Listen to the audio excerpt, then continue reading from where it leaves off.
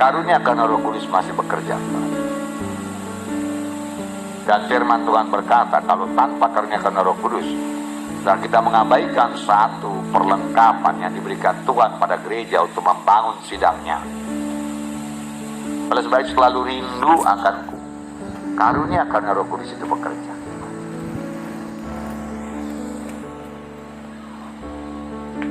Buka hati saudara. Saudara yang kasih dalam nama Yesus. Karuniakan Roh Kudus itu, saudara, langsung dari Roh Kudus kepada saudara.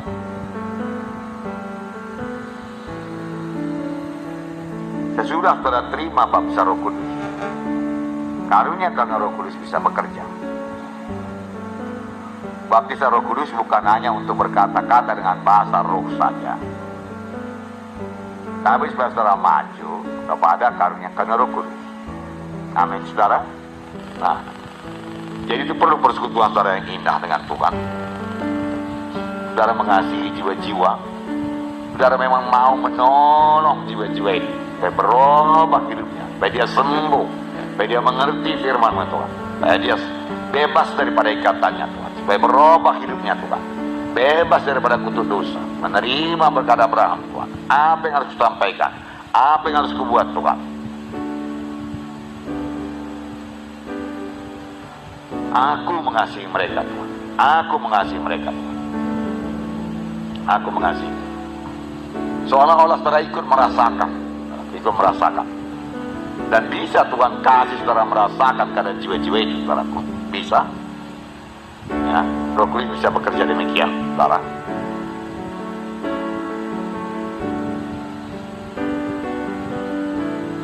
Nah, Roh Kudus pemimpin, amin saudaraku. Dia penolong, ya.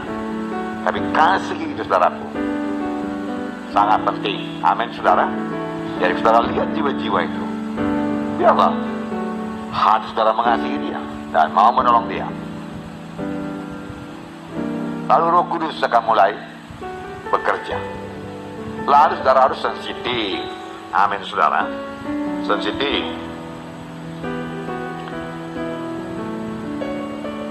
Jaga, jangan sampai lewat suara Tuhan itu, amin. Kalau kita dalam keadaan daging, duniawi, Tuhan bicara lalu dia. Kalau kita mulai membesarkan diri, menyombongkan diri, kita tidak dengar suara Tuhan. Lalu kita melayani saudaraku dengan akal pikiran kita. Saya bisa katakan kepada saudara, rendah hatilah, amin saudaraku, ya. Roh Kudus rendah hati, kasih, setia.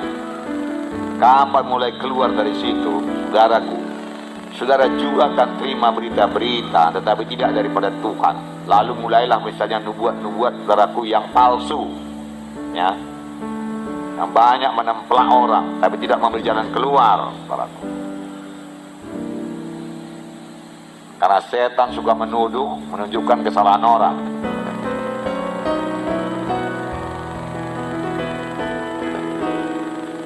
Namun orang itu tidak bertobat.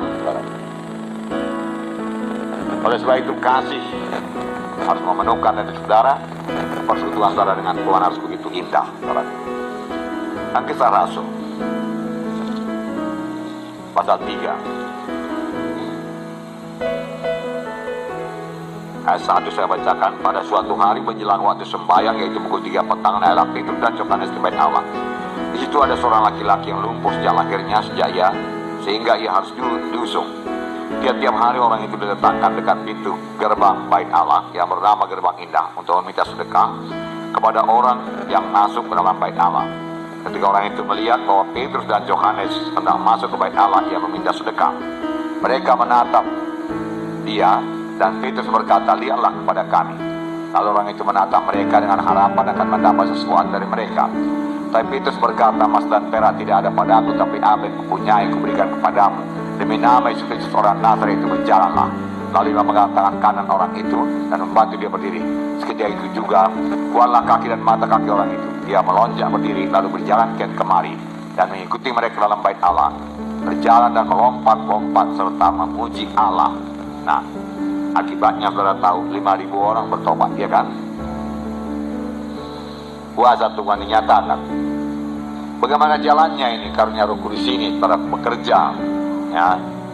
Kenapa, saudaraku, Petrus ini sangat berani berkata, emas dan perak tidak ada padaku, tapi apa yang ada pada berikan padamu.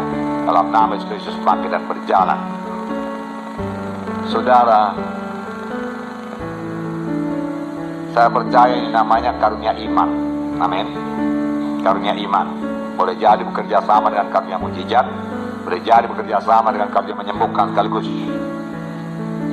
Beberapa karunia boleh bekerja bersama-sama. Saudaraku. Amin, saudara. Nah,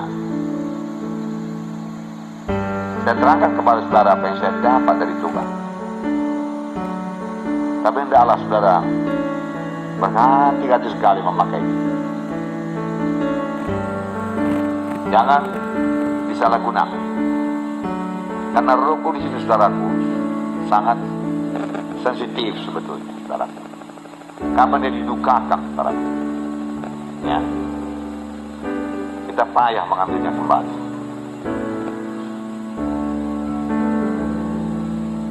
Tapi kapan dia dipermuliakan, saudaraku, dia akan memakai saudara luar biasa dan buka jalan bagi saudara.